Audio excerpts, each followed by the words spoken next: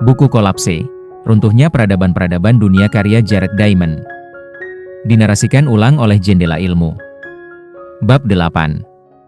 Akhir Norse Tanah Hijau. Dalam bab sebelumnya kita lihat bagaimana orang-orang Nor pada awalnya hidup makmur di Tanah Hijau, berkat seperangkat kondisi yang kebetulan bagus saat mereka tiba. Mereka beruntung menemukan bentang alam perawan yang tak pernah ditebangi atau digunduli ternak, dan yang cocok untuk digunakan sebagai ladang penggembalaan. Mereka tiba ketika iklim sedang relatif lembut, ketika produksi jerami mencukupi dalam sebagian besar tahun, ketika jalur-jalur laut ke Eropa bebas dari es, ketika ada permintaan dari Eropa atas ekspor gading walrus, dan ketika tidak ada penduduk asli Amerika dimanapun dekat permukiman ataupun padang perburuan Norse. Semua keunggulan awal itu perlahan-lahan menjadi merugikan Norse, dalam cara-cara yang sebagian disebabkan juga oleh mereka sendiri. Walaupun iklim berubah, permintaan Eropa atas gading berubah, dan tibanya orang-orang Inuit berada di luar kendali mereka. Bagaimana orang-orang Norse mengatasi perubahan-perubahan itu sebenarnya tergantung kepada mereka sendiri. Dampak mereka terhadap bentang alam adalah faktor yang sepenuhnya kesalahan mereka sendiri. Dalam bab ini kita akan lihat bagaimana perubahan-perubahan dalam keunggulan-keunggulan itu, dan reaksi orang-orang Norse, berpadu mendatangkan akhir bagi koloni Norse Tanah Hijau. Norse Tanah Hijau merusak lingkungan mereka dalam setidaknya 3 cara: menghancurkan vegetasi alami, menyebabkan erosi tanah, dan mengambil tanah berumput. Begitu tiba, mereka membakar daerah pepohonan untuk membuka padang penggembalaan, kemudian menebang sebagian pohon yang tersisa untuk kayu bangunan dan kayu bakar.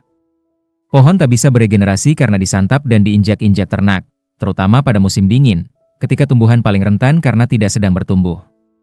Efek dampak-dampak tersebut terhadap vegetasi alami telah diukur oleh teman-teman kita para ahli palinologi, yang mengkaji irisan-irisan endapan dari dasar danau dan rawa gambut yang usianya dihitung dengan radiokarbon.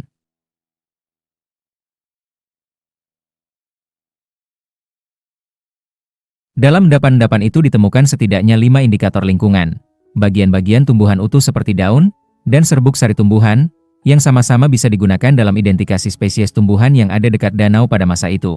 Partikel arang, bukti kebakaran di dekat-dekat situ, ukuran kepekaan magnetik, yang di Tanah Hijau terutama mencerminkan jumlah mineral besi magnetik dalam endapan, yang berasal dari bunga tanah yang terbilas atau tertiup ke dalam cekungan danau, dan pasir, yang juga terbilas atau tertiup ke dalam danau.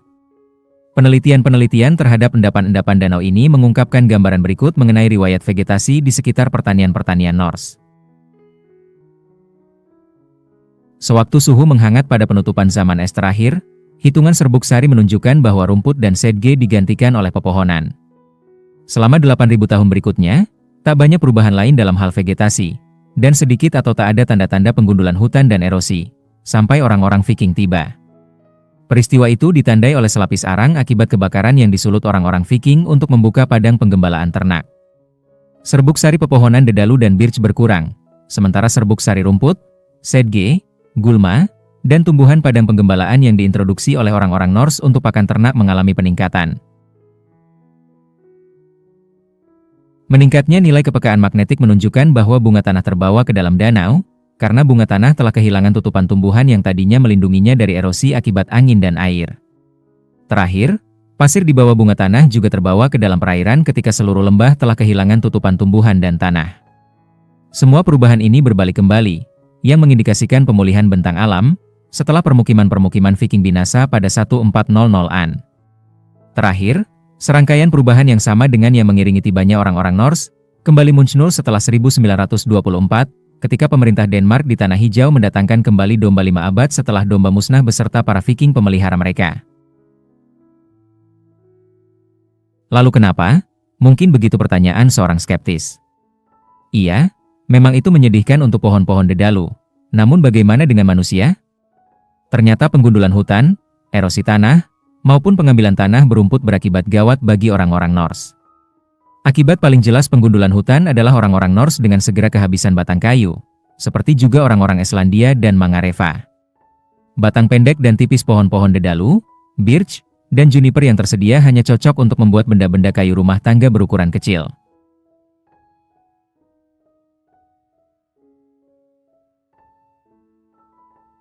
Untuk memperoleh potongan-potongan besar kayu yang dibentuk menjadi kasau-kasau rumah, perahu, kereta luncur, panel dinding, dan ranjang, orang-orang Norse menjadi mengandalkan 3 sumber batang kayu. Hanyutan kayu dari Siberia yang terdampar di pantai, batang kayu impor dari Norwegia, dan pohon-pohon yang ditebang sendiri oleh orang-orang Tanah Hijau dalam perjalanan ke pesisir Labrador, Markland, yang ditemukan dalam penjelajahan-penjelajahan ke Finland. Kayu terbukti tetap sedemikian langka sampai-sampai barang-barang kayu didaur ulang, bukan dibuang. Ini bisa disimpulkan dari ketiadaan panel-panel dan perabot-perabot kayu besar di sebagian besar reruntuhan Norse Tanah Hijau, kecuali di rumah-rumah terakhir di mana orang-orang Norse permukiman barat tutup usia. Di situs arkeologis ternama di permukiman barat, disebut pertanian di bawah pasir, yang terawetkan nyaris sempurna di bawah pasir sungai yang membeku.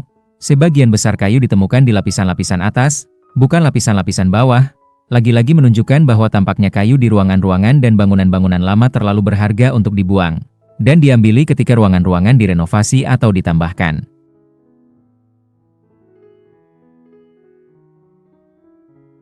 Orang-orang Norse juga mengatasi miskinnya kayu dengan memanfaatkan rumput campur tanah untuk dinding bangunan. Namun kita akan lihat bahwa solusi itu mendatangkan masalah-masalahnya tersendiri. Satu lagi jawaban bagi tanggapan, lalu kenapa? Terhadap penggundulan hutan adalah miskinnya kayu bakar. Tak seperti orang-orang Inuit, yang belajar menggunakan lemak hewan untuk memanaskan dan menerangi hunian-hunian mereka, sisa-sisa di perapian-perapian Norse menunjukkan bahwa orang-orang Norse terus membakar kayu dedalu dan alder dalam rumah mereka.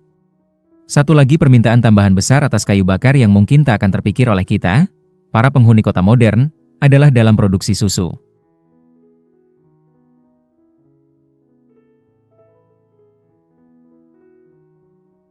Susu adalah sumber makanan berusia pendek dan berpotensi berbahaya. Gizinya banyak, tidak hanya untuk kita tapi juga bakteri, sehingga susu rusak dengan cepat bila dibiarkan tanpa pasteurisasi dan pendinginan yang buat kita adalah hal biasa. Namun tidak dipraktikkan oleh orang-orang Norse maupun bangsa-bangsa lain sebelum zaman modern. Oleh karena itu, wadah-wadah tempat orang-orang Norse mengumpulkan dan menyimpan susu dan membuat keju harus sering-sering dicuci dengan air mendidih, malah 2 kali sehari untuk ember susu.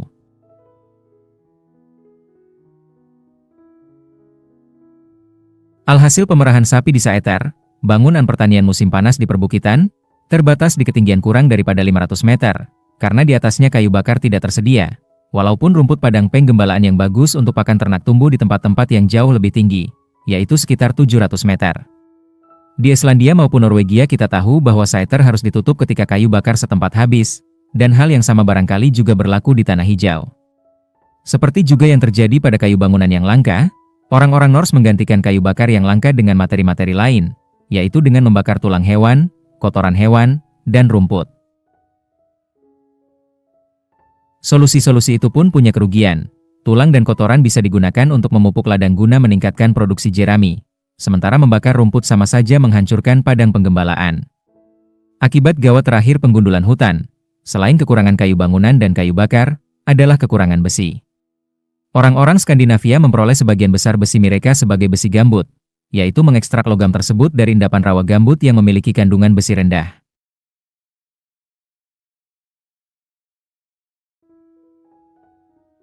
Besi gambut sendiri tersedia secara lokal di Tanah Hijau, seperti di Islandia dan Skandinavia.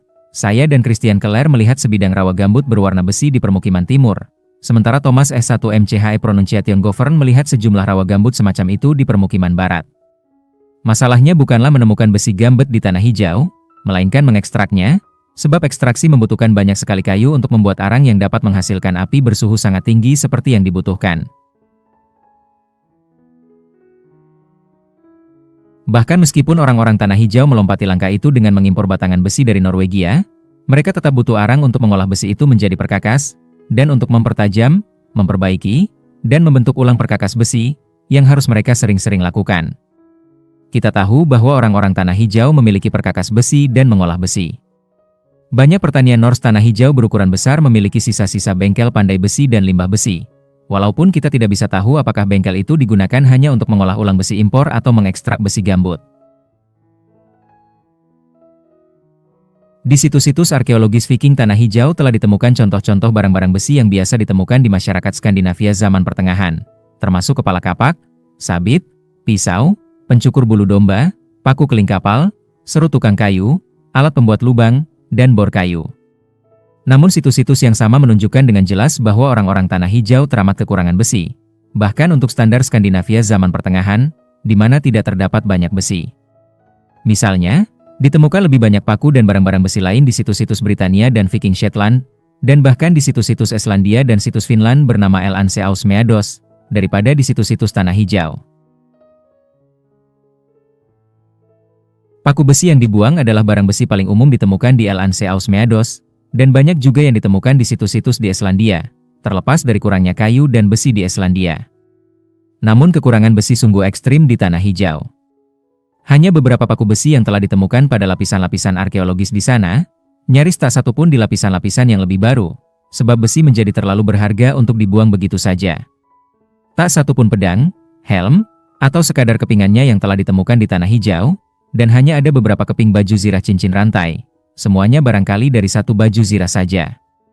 Perkakas besi digunakan ulang dan diasah ulang sampai aus menjadi bonggol saja. Misalnya, dari ekskavasi di lembah Korlortok saya terenyuh melihat sebatang pisau yang bilahnya telah terkikis sampai nyaris tak tersisa apa-apa, masih terpasang di gagang yang panjangnya sama sekali tak sepadan dengan bonggol itu, dan ternyata masih cukup berharga untuk diasah ulang.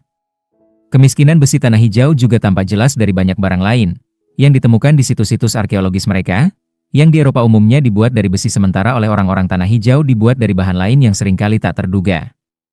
Barang-barang itu mencakup paku kayu dan kepala panah dari tanduk rusa.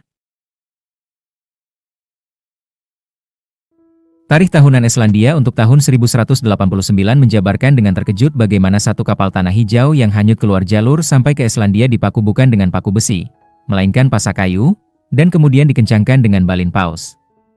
Tapi, bagi orang-orang Viking yang citra dirinya terfokus pada menakut-nakuti lawan dengan mengayun-ayunkan kapal perang yang perkasa, terpaksa membuat senjata dari tulang paus pastilah teramat sangat memalukan.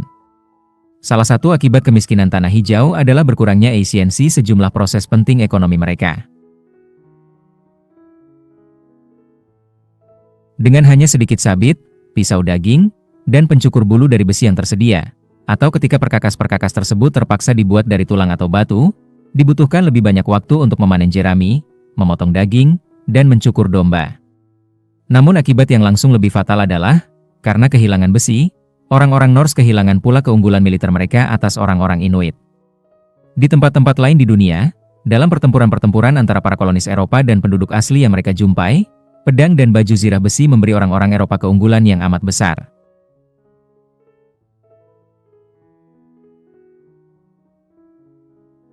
Misalnya, selama penaklukan oleh Spanyol atas Kekaisaran Inka di Peru pada 1532-1533, terjadi 5 pertempuran di mana secara berturut-turut 169, 80, 30, 110, dan 40 prajurit Spanyol membantai bala tentara yang terdiri atas ribuan sampai puluhan ribu orang Inka. Dengan tak satu pun orang Spanyol terbunuh dan hanya beberapa yang terluka. Karena pedang baja Spanyol bisa menembus baju pelindung dari katun yang dikenakan orang-orang Indian, sementara baju zirah baja orang-orang Spanyol melindungi mereka dari hantaman senjata batu atau kayu orang-orang Indian. Namun tidak ada bukti bahwa orang-orang Norse tanah hijau setelah beberapa generasi pertama memiliki senjata baja atau baju zirah baja lagi, kecuali satu baju zirah rantai besi yang kepingan-kepingannya telah ditemukan, dan yang mungkin dimiliki oleh seorang Eropa yang berkunjung dengan kapal Eropa, bukan orang tanah hijau.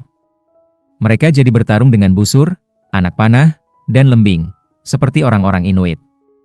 Tak ada bukti juga bahwa orang-orang Norse tanah hijau memanfaatkan kuda-kuda mereka sebagai tunggangan kavaleri, yang lagi-lagi memberikan keunggulan menentukan bagi para conquistador Spanyol yang bertempur melawan orang-orang Inka dan Aztec. Kerabat-kerabat mereka di Islandia jelas tidak melakukan itu. Orang-orang Norse tanah hijau juga kekurangan pelatihan militer profesional. Alhasil mereka pun tak punya keunggulan militer apapun atas orang-orang Inuit, dengan akibat-akibat yang mungkin menyudahi nasib mereka seperti yang akan kita lihat. Dengan demikian, dampak orang-orang Norse terhadap vegetasi alami menjadikan mereka kekurangan batang kayu, bahan bakar, dan besi.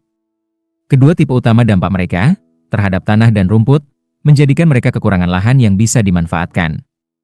Di bab 6 kita lihat bagaimana kerapuhan tanah vulkanik ringan Islandia membuka pintu di sana bagi masalah-masalah besar erosi tanah. Meskipun tidak sepeka Islandia, tanah-tanah hijau masih tergolong relatif rapuh menurut standar dunia, karena musim tumbuh tanah hijau yang pendek dan iklim sejuk menyebabkan laju pertumbuhan tumbuhan yang lambat, pembentukan tanah yang lambat, dan lapisan bunga tanah yang tipis. Pertumbuhan-tumbuhan yang lambat juga berarti kandungan humus organik dan lempung yang rendah, unsur-unsur tanah yang berperan mengikat air dan menjaga tanah tetap lembab. Oleh karena itu, tanah-tanah hijau mudah cepat kering oleh angin kencang yang kerap bertiup. Urut-urutan erosi tanah di tanah hijau dimulai dengan penebangan atau pembakaran tutupan pohon dan semak, yang lebih efektif menahan tanah daripada rumput. Dengan hilangnya pepohonan dan sesemakan, ternak, terutama domba dan kambing, pun menyantap rumput, yang beregenerasi sangat lambat di iklim tanah hijau. Begitu tutupan rumput rusak dan tanah terungkap, tanah terangkut pergi terutama oleh angin yang kencang, dan juga oleh hantaman hujan lebat yang terkadang turun, sampai-sampai bunga tanah bisa tersingkir sejauh berkilo-kilometer dari seluruh lembah. Di daerah-daerah yang pasirnya terungkap, misalnya di lembah sungai, pasir terbawa oleh angin dan dijatuhkan di arah angin bertiup. Inti danau dan proil tanah mendokumentasikan perkembangan erosi tanah parah di tanah hijau setelah orang-orang Norse tiba, dan terbuangnya bunga tanah dan kemudian pasir oleh angin dan air mengalir ke dalam danau. Misalnya, di situs pertanian Norse telantar yang saya lewati di mulut Fjord Korok, muara tiupan angin dari satu gletser, sedemikian banyak tanah terbawa oleh angin berkecepatan tinggi sampai-sampai hanya bebatuan yang tersisa. Pasir yang tertiup angin sangatlah umum di pertanian-pertanian Norse. Sejumlah pertanian yang ditinggalkan di daerah Vatnaferry tertutupi oleh pasir setebal 3 meter. Selain erosi tanah, cara lain orang Norse tanpa sengaja merusak tanah adalah mengambil tanah berumput sebagai materi bangunan dan bahan bakar, karena mereka kekurangan kayu bangunan dan kayu bakar.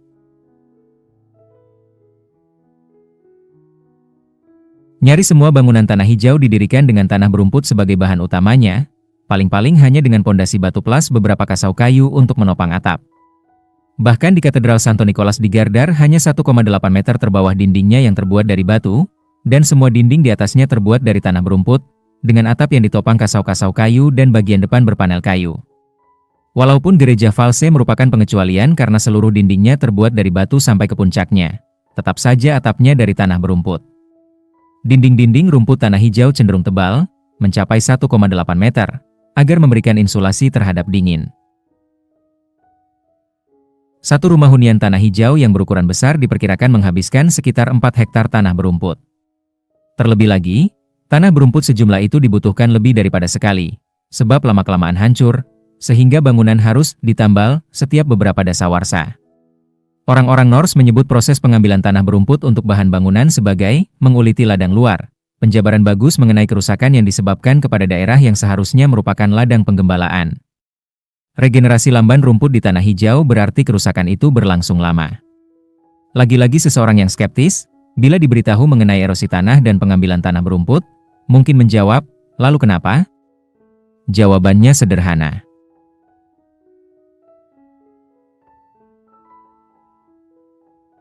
Ingatlah bahwa, di antara pulau-pulau Norse Atlantik, bahkan sebelum ada dampak manusia, tanah hijau merupakan pulau terdingin, sehingga merupakan yang paling marginal untuk pertumbuhan jerami dan rumput, dan paling rentan terhadap hilangnya tutupan vegetasi akibat perumputan berlebihan, terinjak-injak, erosi tanah, dan pengambilan tanah berumput. Pertanian harus memiliki daerah penggembalaan yang cukup untuk menyokong setidaknya hewan dalam jumlah minimal yang dibutuhkan untuk mengembangbiakan kembali kawanan ternak setelah pengurangan akibat musim dingin panjang yang menggigit, sebelum musim dingin panjang yang menggigit berikutnya tiba. Estimasi menunjukkan bahwa tampaknya hilangnya seperempat saja dari total daerah penggembalaan di permukiman timur atau permukiman barat sudah cukup untuk membuat ukuran kawanan ternak merosot sampai ke ambang kritis minimal. Itulah yang tampaknya betul-betul terjadi di permukiman barat, dan barangkali juga di permukiman timur. Seperti juga di Islandia, masalah-masalah lingkungan yang merepotkan orang-orang Norse zaman pertengahan tetap menjadi sumber kekhawatiran di tanah hijau modern. Selama 5 abad setelah orang-orang Norse tanah hijau zaman pertengahan tumpas, pulau itu tanpa ternak selama pendudukan Inuit dan kemudian pemerintahan kolonial Denmark. Terakhir, pada 1915, sebelum penelitian-penelitian terbaru mengenai dampak-dampak lingkungan zaman pertengahan dilaksanakan, orang-orang Denmark mendatangkan domba Islandia secara coba-coba, dan pembiak domba purna waktu pertama mendirikan kembali pertanian di Brattahlid pada 1924. Sapi juga pernah dicoba, namun ditinggalkan karena terlalu menguras tenaga. Kini, sekitar 65 keluarga penghuni tanah hijau beternak domba sebagai pekerjaan utama, dengan akibat kemunculan kembali perumputan berlebihan dan erosi tanah.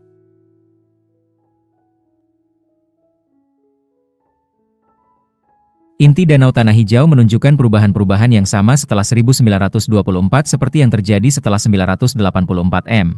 Penurunan serbuk sari pohon, peningkatan serbuk sari rumput dan gulma, dan peningkatan bunga tanah yang terbawa ke dalam danau. Pada awalnya setelah 1924, domba ditinggalkan di luar saat musim dingin agar mencari makan sendiri setiap kali musim dingin cukup lembut kondisinya. Itu menyebabkan kerusakan akibat perumputan kala tumbuhan paling tidak mampu pulih. Pepohonan juniper terutama peka, sebab domba maupun kuda melahap daun juniper pada musim dingin ketika tidak ada lagi yang tersedia untuk dimakan. Sewaktu Christian Keller tiba di Brattahlid pada 1976, juniper masih tumbuh di sana. Namun waktu saya berkunjung pada 2002, saya hanya menjumpai juniper mati. Setelah separuh lebih domba tanah hijau mati kelaparan dalam musim dingin menggigit 1966-67, pemerintah mendirikan stasiun percobaan tanah hijau untuk mempelajari efek lingkungan domba dengan membandingkan vegetasi dan tanah di padang penggembalaan yang telah mengalami perumputan berat, perumputan ringan, dan yang dipagari agar domba tidak bisa masuk. Salah satu komponen penelitian itu melibatkan para ahli arkeologi yang mempelajari perubahan padang penggembalaan di masa-masa Viking. Orang-orang tanah hijau pun menjadi sadar akan kerapuhan tanah hijau, dan memagari padang-padang penggembalaan mereka yang paling rentan dan memasukkan domba-domba ke lumbung untuk diberi makan sepanjang musim dingin.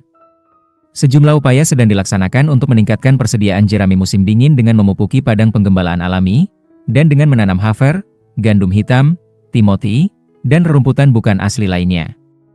Terlepas dari upaya-upaya ini, erosi tanah masih merupakan masalah besar di tanah hijau kini. Di sepanjang fjord-fjord permukiman timur, saya melihat daerah-daerah yang berupa batu dan kerikil telanjang, nyaris tanpa tumbuhan akibat domba-domba yang merumput di sana belum lama ini. Dalam 25 tahun terakhir, angin kencang telah mengerosi pertanian modern yang berlokasi di situs pertanian Norse lama di mulut lembah Korlortop, sehingga memberi kita gambaran apa yang terjadi pada peternakan itu 7 abad silam.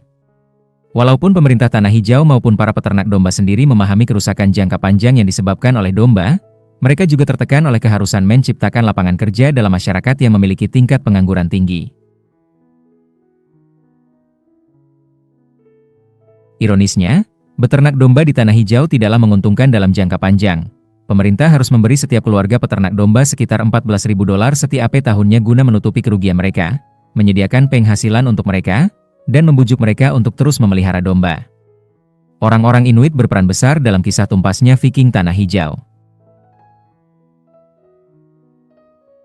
Merekalah yang merupakan perbedaan terbesar antara sejarah Norse tanah hijau dan Islandia. Sementara orang-orang Islandia memang menikmati sejumlah keunggulan berupa iklim yang tidak terlampau merepotkan dan rute-rute niaga yang lebih pendek ke Norwegia dibandingkan saudara-saudara mereka di tanah hijau. Keunggulan terbesar orang-orang Islandia adalah mereka tidak terancam oleh orang-orang Inuit. Paling minimal, orang-orang Inuit mewakili kesempatan yang terlepas. Viking tanah hijau pastilah memiliki kesempatan bertahan yang lebih baik seandainya saja mereka belajar dari atau berniaga dengan orang-orang Inuit, namun mereka tidak melakukannya. Paling maksimal, serangan-serangan atau ancaman-ancaman Inuit kepada orang-orang Viking mungkin berperan langsung dalam kepunahan Viking di tanah hijau. Orang-orang Inuit juga penting karena membuktikan kepada kita bahwa keberadaan masyarakat manusia bukanlah hal mustahil di tanah hijau pada zaman pertengahan. Mengapa orang-orang Viking akhirnya gagal namun orang-orang Inuit berhasil? Kini kita beranggapan orang Inuitlah penghuni asli tanah hijau dan Arktika Kanada. Pada kenyataannya, mereka hanyalah yang teranyar di antara serangkaian yang terdiri atas setidaknya 4 bangsa yang bisa dikenali secara arkeologis, yang meluas ke arah timur melintas Kanada dan memasuki tanah hijau barat laut selama waktu nyaris 4.000 tahun sebelum tibanya orang-orang Norse. Gelombang sukses para pendatang ini menyebar, bertahan di tanah hijau selama berabad-abad, dan lantas punah, menimbulkan pertanyaan-pertanyaan tersendiri mengenai keruntuhan masyarakat mereka yang mirip dengan pertanyaan-pertanyaan yang kita kaji mengenai orang-orang Norse, Anasazi, dan Pulau Paskah.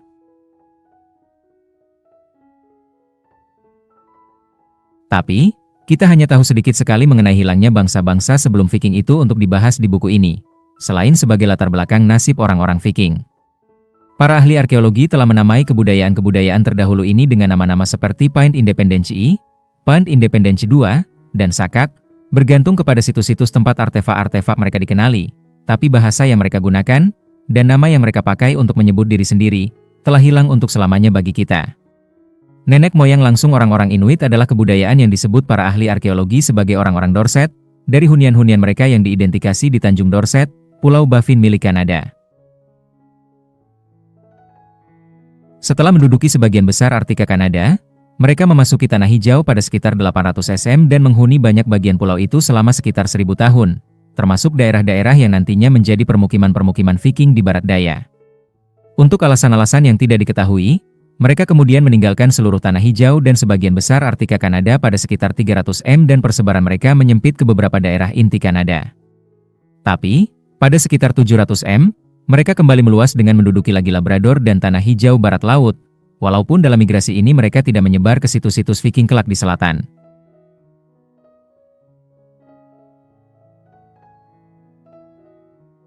Di permukiman barat dan timur, para kolonis awal Viking menjabarkan bahwa mereka hanya melihat reruntuhan rumah tak berpenghuni, potongan-potongan perahu kulit, dan perkakas batu yang mereka duga ditinggalkan oleh penduduk pribumi yang sudah lenyap dan mirip dengan yang mereka pernah jumpai di Amerika Utara selama pengembaraan-pengembaraan ke Finland.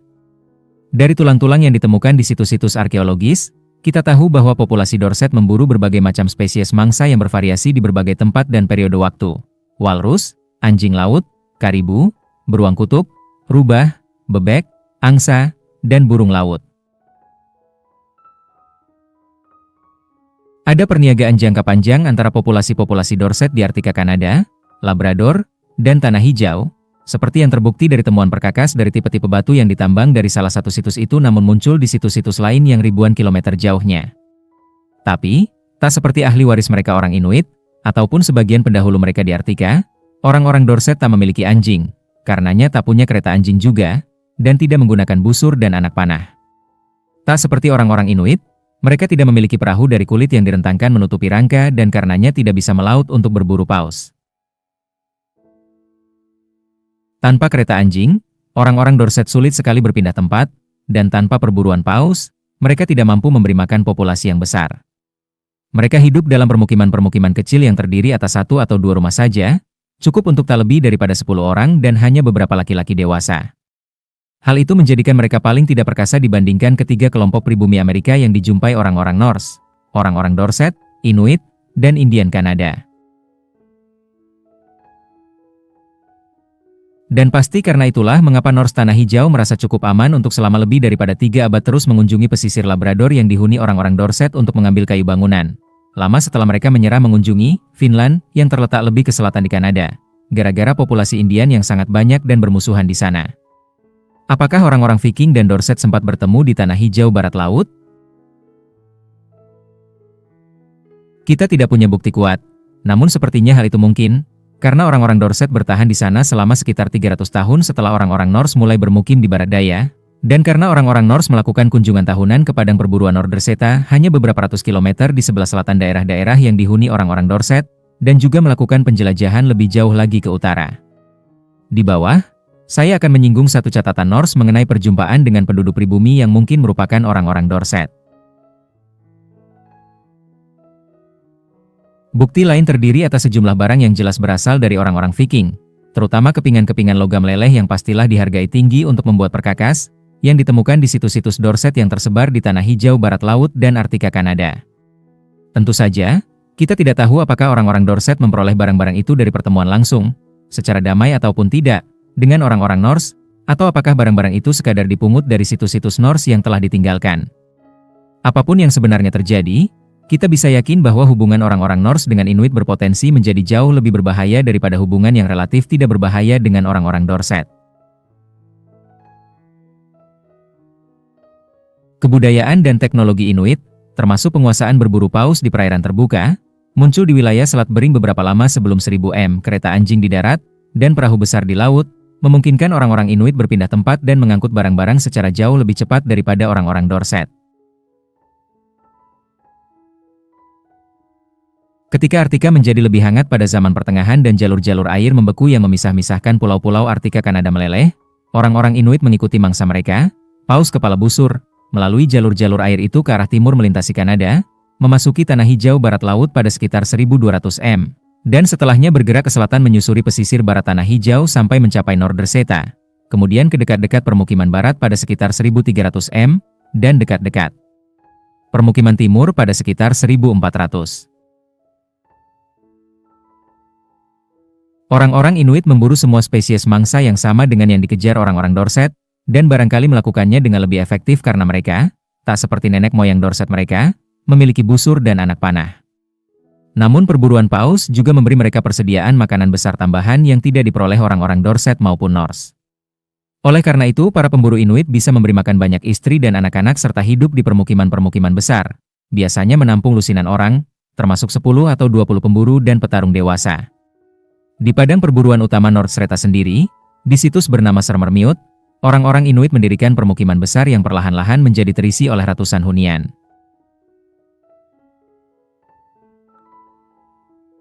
Bayangkan masalah-masalah yang timbul bagi kesuksesan perburuan Nordstreta Norse bila sekelompok pemburu Norse, yang jumlahnya tidak mungkin melebihi beberapa lusin, terdeteksi oleh kelompok Inuit sebesar itu dan gagal menjalin hubungan baik. Tak seperti orang-orang Norse, orang-orang Inuit mewakili klimaks dari ribuan tahun perkembangan budaya orang-orang Arktika yang belajar mengatasi kondisi-kondisi di Arktika. Oke, di Tanah Hijau hanya ada sedikit kayu untuk bangunan, pemanas ruangan, atau penerangan rumah selama bulan-bulan musim dingin Arktika yang gelap. Bukan masalah bagi orang-orang Inuit, mereka membangun iglo dari salju sebagai rumah musim dingin, dan mereka membakar lemak paus dan anjing laut untuk bahan bakar dan lampu penerangan. Hanya sedikit kayu yang tersedia untuk membuat perahu. Lagi-lagi, itu bukan masalah bagi orang-orang Inuit. Mereka merentangkan kulit anjing laut menutupi rangka untuk membuat kayak, foto 18, juga membuat perahu-perahu mereka yang disebut UMIAK, yang cukup besar untuk diluncurkan ke perairan terbuka guna berburu paus.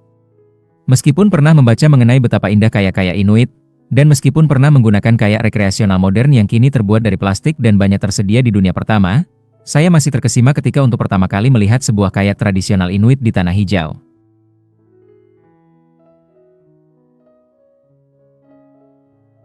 Kayak tersebut mengingatkan saya kepada miniatur kapal-kapal perang yang panjang, sempit, dan cepat dari kelas USS Iowa yang dibuat oleh Angkatan Laut Amerika selama Perang Dunia Kedua, dengan segenap ruang geladak yang tersedia ditonjoli meriam bombardemen, senjata anti pesawat, dan berbagai jenis persenjataan lain.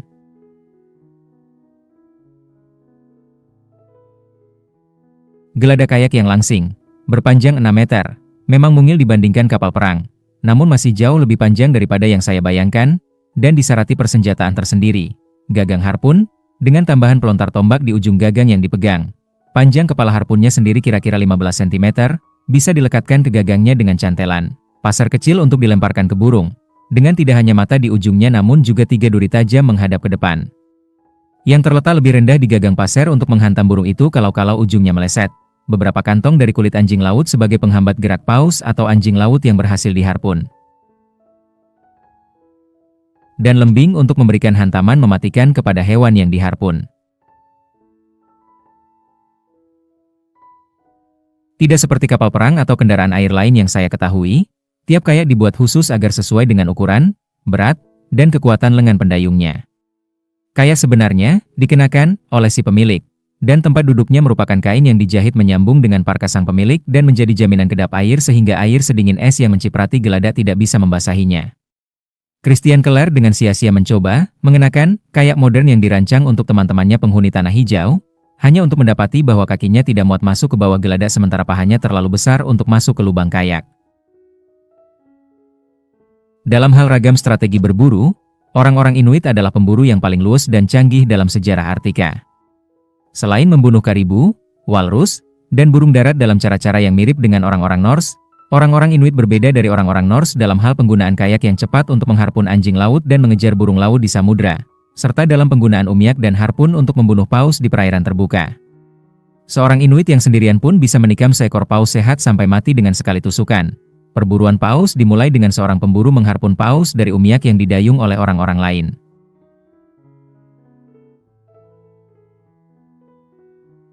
Itu bukan tugas yang mudah, seperti yang mungkin para penggemar kisah-kisah Sherlock Holmes ingat dari Adventure of Black Peter, yang mengisahkan tentang seorang pensiunan kapten kapal yang jahat ditemukan mati di rumahnya, tertembus harpun yang tadinya menghiasi dinding rumahnya. Setelah menghabiskan satu pagi di toko daging, sia-sia berusaha melemparkan harpun menembus jasad seekor babi, Sherlock Holmes menyimpulkan dengan tepat bahwa si pembunuh pastilah pelempar harpun profesional. Sebab tak peduli seberapapun kuatnya, seseorang yang tidak terlatih tak akan bisa menancapkan harpun itu dengan dalam. Dua alasan memungkinkan hal itu bagi orang-orang Inuit. Genggaman pelontar tombak di harpun yang memperpanjang lemparan dan karenanya meningkatkan kekuatan dan dampak lemparan si pemburu. Dan, seperti dalam kasus pembunuh Black Peter, latihan yang lama. Tapi bagi orang-orang Inuit latihan itu sudah dimulai sejak anak-anak, sehingga orang-orang Inuit mengembangkan suatu kondisi yang disebut hiperekstensi tangan yang digunakan melempar. Dengan kata lain, pelontar tombak tambahan yang merupakan bagian tubuh. Begitu kepala harpun tertanam di tubuh paus, cantelan yang dirancang dengan cerdik pun dilepaskan, memungkinkan pemburu untuk memperoleh kembali gagang harpun yang kini terpisah dari kepala harpun yang tertanam dalam paus. Kalau tidak begitu, bila si pelempar harpun terus menahan tambang yang terikat ke kepala dan gagang harpun, paus yang marah akan menyeret Umiak beserta seluruh penumpang Inuitnya ke bawah air. Yang dibiarkan tersambung ke kepala harpun adalah kantong kulit anjing laut yang terisi udara, yang kemampuan mengambangnya memaksa paus bekerja lebih keras melawan daya apung kantong udara itu dan lama-kelamaan kelelahan saat menyelam. Ketika paus naik ke permukaan untuk bernapas, pemburu Inuit melemparkan lagi satu harpun beserta kantong udaranya, agar si paus semakin lelah. Baru ketika paus telah terlampau letih, para pemburu berani menjejerkan Umiak mereka dengannya, kemudian melembingnya sampai mati. Orang-orang Inuit juga mengembangkan suatu teknik khusus untuk berburu anjing laut bercincin. Spesies anjing laut paling melimpah di perairan Tanah Hijau namun yang kebiasaannya menjadikannya sulit ditangkap. Tidak seperti spesies-spesies anjing laut Tanah Hijau lain, anjing laut bercincin menghabiskan musim dingin di lepas pantai Tanah Hijau di bawah es, dengan membuka lubang napas di es dengan ukuran cukup besar untuk kepalanya, namun tidak untuk badannya. Lubang-lubang itu sulit dicari karena anjing laut menutupinya dengan gundukan salju. Setiap anjing laut memiliki beberapa lubang napas, seperti juga seekor rubah membangun liang bawah tanah dengan beberapa lubang sebagai pintu masuk alternatif. Pemburu tidak bisa merubuhkan gundukan salju yang menutupi lubang, sebab si anjing laut akan menyadari bahwa ada yang menunggunya di atas. Oleh karena itu, pemburu berdiri sabar di samping gundukan salju dalam kegelapan musim dingin Arktika yang menggigit, menunggu tanpa bergerak selama berjam-jam sepanjang yang dibutuhkan sampai dia mendengar ada anjing laut yang tiba untuk mengambil napas sebentar, dan kemudian dia mencoba mengharpun hewan itu menembus gundukan salju, tanpa bisa melihatnya. Ketika anjing laut yang tertusuk berenang menjauh, kepala harpun terlepas dari gagangnya namun tetap tersambung ke seutas tambang, yang si pemburu tarik ulur sampai si anjing laut kelelahan dan bisa ditarik mendekat lantas di lembing. Keseluruhan operasi itu sulit dipelajari dan dilaksanakan dengan sukses. Orang-orang Norse tak pernah berhasil melakukannya. Sebagai akibatnya, pada tahun-tahun ketika spesies anjing laut lain berkurang jumlahnya, orang-orang Inuit berganti memburu anjing laut bercincin. Namun orang-orang Norse tidak punya pilihan itu, sehingga mereka berisiko kelaparan. Dengan demikian, orang-orang Inuit menikmati keunggulan itu dan juga keunggulan-keunggulan lain dibandingkan orang-orang Norse dan Dorset. Dalam beberapa abad ekspansi orang-orang Inuit melintasi Kanada ke Tanah Hijau Barat Laut, kebudayaan Dorset, yang tadinya menempati kedua daerah itu, menghilang. Oleh karena itu kita punya bukan satu, melainkan dua misteri terkait Inuit. Lenyapnya orang-orang Dorset pertama, kemudian orang-orang Norse, keduanya tak lama setelah tibanya orang-orang Inuit di wilayah mereka. Di Tanah Hijau Barat Laut, sejumlah permukiman Dorset bertahan 1 atau 2 abad setelah orang-orang Inuit muncul, dan mustahil kedua kelompok itu tidak saling menyadari keberadaan yang lain. Namun tidak ada bukti arkeologis langsung mengenai kontak antara mereka, semisal barang-barang Inuit di situs Dorset yang sezaman atau sebaliknya. Namun ada bukti kontak tidak langsung. Orang-orang Inuit Tanah Hijau akhirnya memiliki sejumlah ciri budaya Dorset yang tak mereka miliki sebelum tiba di Tanah Hijau, termasuk pisau tulang untuk memotong-motong balok salju, rumah salju berbentuk kubah, teknologi batu sabun, dan kepala harpun yang dijuluki tipe Tule 5. Jelaslah, tak hanya orang-orang Inuit memiliki kesempatan untuk belajar dari orang-orang Dorset, namun juga pastilah berperan dalam hilangnya mereka setelah orang-orang Dorset hidup di Arktika selama 2000 tahun.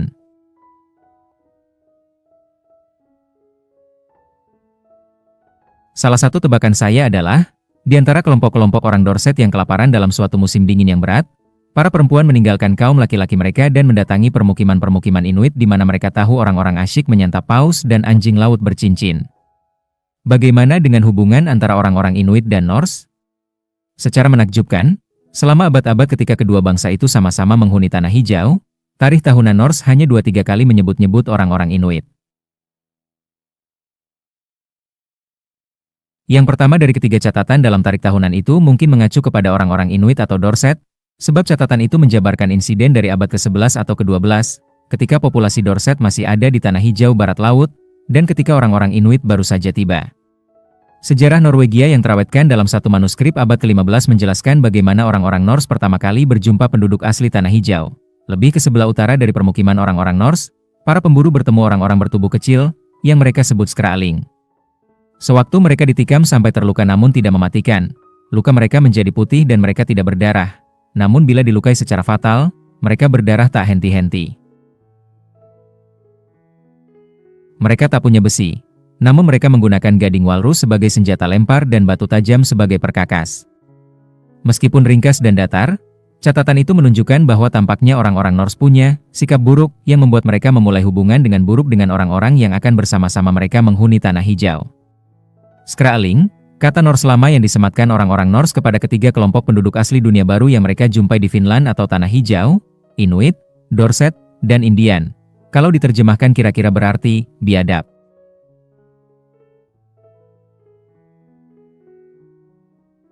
Hubungan damai juga tidak akan terjalin bila kita menangkap orang Inuit atau Dorset pertama yang kita lihat, dan mencoba menikamnya sebagai percobaan untuk mencari tahu seberapa banyak dia berdarah. Ingat juga, dari bab 6, bahwa ketika orang-orang Norse pertama kali berjumpa sekelompok Indian di Finland, mereka mengawali perkawanan dengan membunuh 8 dari 9 orang Indian itu. Kontak-kontak pertama ini sangat menjelaskan mengapa orang-orang Norse tidak menjalin hubungan niaga yang baik dengan orang-orang Inuit. Yang kedua dari 3 catatan sama ringkasnya dan menyalahkan para Skraeling sebagai penyebab hancurnya permukiman barat pada sekitar 1360 m. Akan kita bahas soal peran itu di bawah. Orang-orang Skraeling yang dimaksud hanya mungkin merupakan orang-orang Inuit, sebab pada waktu itu populasi Dorset telah lenyap dari Tanah Hijau. Penyebutan terakhir adalah satu kalimat tunggal dalam tarikh tahunan Islandia untuk tahun 1379. Para Skraeling menyerang orang-orang Tanah Hijau, membunuh 18 laki-laki, dan menangkap 2 anak laki-laki dan 1 perempuan hamba sahaya dan menjadikan mereka budak. Kecuali kalau catatan itu secara salah menyebutkan peristiwa itu terjadi di Tanah Hijau padahal sebenarnya merupakan sebuah serangan oleh orang-orang Saami ke Norwegia, kejadian tersebut barangkali terjadi di dekat permukiman timur, sebab permukiman barat tak lagi ada pada 1379. Dan kelompok perburuan Norse di Norderseta kecil kemungkinan membawa serta seorang perempuan. Bagaimana seharusnya kita pahami kisah sesingkat ini?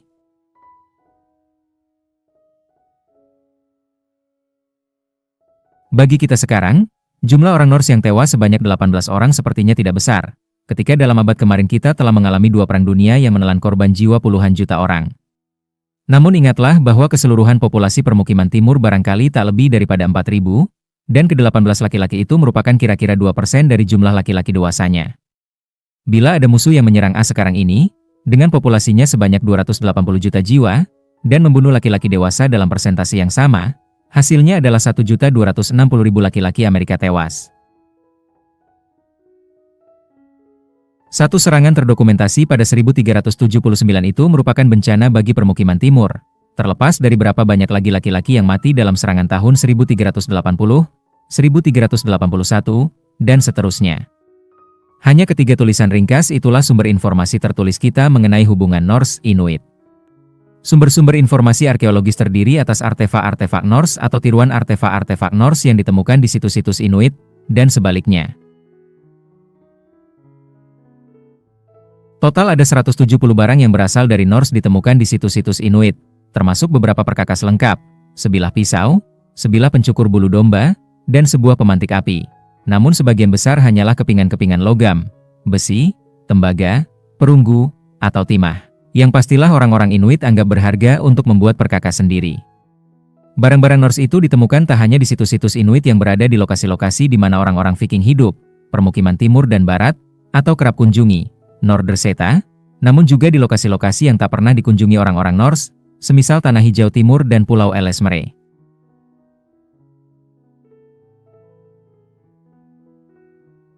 Oleh karena itu materi Norse pastilah cukup diminati orang-orang Inuit sampai-sampai dialih tangankan dalam perniagaan antara kelompok-kelompok Inuit yang terpisah ratusan kilometer. Untuk sebagian besar barang, mustahil bagi kita untuk mengetahui apakah orang-orang Inuit memperolehnya dari orang-orang Norse sendiri melalui perniagaan, dengan membunuh atau merampok orang-orang Norse, atau dengan memulung di permukiman-permukiman Norse yang telah mereka tinggalkan. Tapi, 10 dari kepingan logam itu berasal dari lonceng-lonceng di gereja-gereja permukiman timur, yang pastinya tak akan diperdagangkan oleh orang-orang Norse. Lonceng-lonceng itu barangkali diambili oleh orang-orang Inuit setelah orang-orang Norse tumpas. Misalnya ketika orang-orang Inuit tinggal di rumah-rumah mereka sendiri yang mereka bangun di antara reruntuhan orang-orang Norse. Bukti lebih kuat mengenai kontak antara kedua bangsa itu berasal dari 9 ukiran Inuit yang menggambarkan igur-igur manusia yang tak salah lagi merupakan orang-orang Norse, seperti yang tampak dari penggambaran model rambut dan pakaian yang khas Viking, ataupun hiasan salib. Orang-orang Inuit juga mempelajari sejumlah teknologi berguna dari orang-orang Norse. Sementara perkakas Inuit yang berbentuk mirip pisau atau gergaji Eropa bisa saja mereka buat dari meniru barang-barang Norse yang mereka ambil tanpa kontak bersahabat dengan orang Norse yang masih hidup. Bilah tong dan kepala panah bersekrup yang dibuat oleh orang-orang Inuit menunjukkan bahwa tampaknya mereka betul-betul melihat orang-orang Norse membuat atau menggunakan tong dan sekrup. Di sisi lain, nyaris tak ada bukti sebaliknya, berupa barang-barang Inuit di situs-situs Norse. Satu sisir rangga Inuit, 2 panah untuk melempar burung, 1 gagang penarik tali dari gading, dan 1 keping besi meteor. Total kelima barang itu saja yang setahu saya ditemukan di situs-situs Norse Tanah Hijau dari berabad-abad keberadaan bersama Inuit Norse. Bahkan kelima barang itu tampaknya bukan komoditi niaga berharga, melainkan hanya barang buangan yang dipungut orang Norse.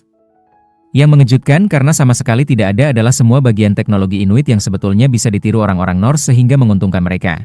Namun ternyata tidak mereka lakukan. Misalnya, tak ada satupun harpun, pelontar tombak, ataupun potongan kayak atau umiak dari situs Norse manapun.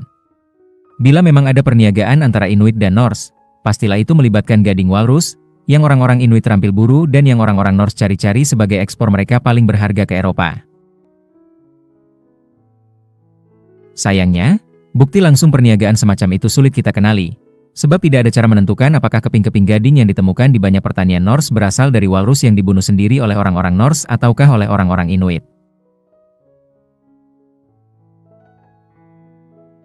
Namun yang jelas di situs-situs Norse kita tidak menemukan tulang belulang dari apa yang saya pikir merupakan barang paling berharga yang orang Inuit bisa perdagangkan dengan orang-orang Norse. Anjing laut bercincin, spesies anjing laut tanah hijau yang paling melimpah saat musim dingin, yang orang-orang Inuit sukses buru namun orang-orang Norse gagal. Dan tersedia pada waktu-waktu dalam setahun ketika orang-orang Norse berada dalam risiko kronis kehabisan simpanan makanan musim dingin dan kelaparan. Karenanya, hal itu menunjukkan kepada saya bahwa tampaknya memang betul ada sedikit sekali perniagaan antara kedua bangsa tersebut, itu pun kalau ada. Sejauh menyangkut bukti arkeologis tentang kontak antara keduanya, orang-orang Inuit bisa dibilang hidup di planet yang berbeda dari orang-orang Norse, bukan berbagi pulau dan padang-padang perburuan yang sama. Kita pun tidak punya bukti kerangka atau genetika perkawinan antara Inuit dan Norse. Penelitian saksama terhadap tengkorak dari kerangka-kerangka yang ditemukan terkubur di halaman-halaman gereja Norse Tanah Hijau menunjukkan bahwa mereka menyerupai tengkorak orang-orang Skandinavia, dan tak ada ciri campuran Inuit Norse yang terdeteksi. Kegagalan menjalin perniagaan dengan orang-orang Inuit, dan kegagalan belajar dari mereka, dari perspektif kita merepresentasikan kerugian besar bagi orang-orang Norse, walaupun mereka sendiri terbukti tidak berpikiran demikian. Kegagalan-kegagalan itu bukan karena tidak ada kesempatan. Para pemburu Norse pastilah pernah melihat pemburu-pemburu Inuit di Norderseta, dan kemudian di fjord-fjord luar permukiman barat ketika orang-orang Inuit tiba di sana. Orang-orang Norse dengan perahu dayung kayu berat mereka sendiri dan teknik-teknik mereka untuk berburu walrus dan anjing laut pastilah mengenali kecanggihan unggul perahu kulit ringan dan metode-metode perburuan Inuit. Orang-orang Inuit berhasil melakukan apa yang orang-orang Norse memang coba lakukan. Ketika para penjelajah Eropa nantinya mulai mengunjungi Tanah Hijau pada akhir 1500-an, mereka langsung terpesona oleh kecepatan dan kemampuan manuver kayak, dan berkomentar bahwa orang-orang Inuit tampak bagaikan setengah ikan, melesat ke sana kemari di air jauh lebih cepat daripada yang bisa dilakukan perahu-perahu Eropa. Mereka pun terkesan oleh umiak, kemampuan membidik, pakaian, perahu, sarung tangan dari kulit jahitan, harpun, kantong udara, kereta anjing, dan metode berburu anjing laut milik orang-orang Inuit. Orang-orang Denmark yang mulai mengolonisasi Tanah Hijau pada 1721 dengan segera menerapkan teknologi Inuit, menggunakan umiak Inuit untuk berlayar di sepanjang pesisir Tanah Hijau, dan berniaga dengan orang-orang Inuit. Dalam beberapa tahun, orang-orang Denmark telah mempelajari lebih banyak mengenai harpun dan anjing laut bercincin dibandingkan apa yang dilakukan orang-orang Norse dalam beberapa abad. Namun sebagian kolonis Denmark itu merupakan orang-orang Kristen rasis yang membenci orang-orang Inuit pagan seperti orang-orang Norse zaman pertengahan dahulu. Bila kita mencoba menebak tanpa prasangka seperti apa bentuk hubungan Norse-Inuit, Ada banyak kemungkinan yang benar-benar terwujud pada abad-abad berikutnya ketika orang-orang bangsa Eropa seperti Spanyol, Portugal, Prancis, Inggris, Rusia, Belgia, Belanda, Jerman, dan Italia, juga orang-orang Denmark dan Swedia sendiri, berjumpa dengan penduduk asli di berbagai daerah lain di dunia. Banyak kolonis Eropa itu menjadi makelar dan mengembangkan ekonomi niaga terintegrasi.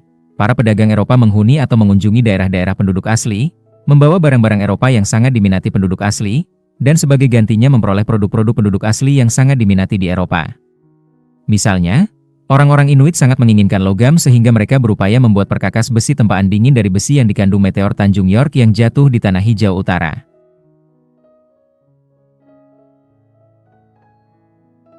Oleh karena itu, kita bisa bayangkan perkembangan perniagaan di mana orang-orang Norse memperoleh gading walrus, tanduk narwal, kulit anjing laut, dan beruang kutub dari orang-orang Inuit dan mengirimkan barang-barang itu ke Eropa dengan bayaran besi yang sangat dihargai oleh orang-orang Inuit. Orang-orang Norse bisa menyediakan kain dan produk susu kepada orang-orang Inuit. Bahkan meskipun intoleransi terhadap laktosa mencegah orang-orang Inuit meminum susu itu sendiri, mereka masih bisa mengonsumsi produk-produk susu bebas laktosa seperti keju dan mentega, yang kini Denmark ekspor ke Tanah Hijau.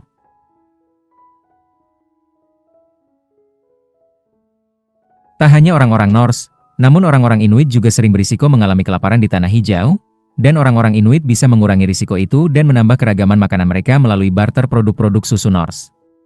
Perniagaan semacam itu antara orang-orang Skandinavia dan Inuit dengan cepat berkembang di Tanah Hijau setelah 1721. Mengapa dulu pada zaman pertengahan tidak? Salah satu jawabannya adalah rintangan-rintangan budaya terhadap perkawinan campur atau bahkan sekadar saling belajar antara orang-orang Norse dan Inuit. Seorang istri Inuit tidak akan bermanfaat bagi seorang laki-laki Norse seperti seorang istri Norse. Yang diinginkan seorang laki-laki Norse adalah istri yang mampu menenun dan memintal wol, memelihara dan memerah sapi dan domba, serta membuat es kyer, mentega, dan keju, yang dipelajari gadis-gadis Norse dari kecil. Namun gadis-gadis Inuit tidak.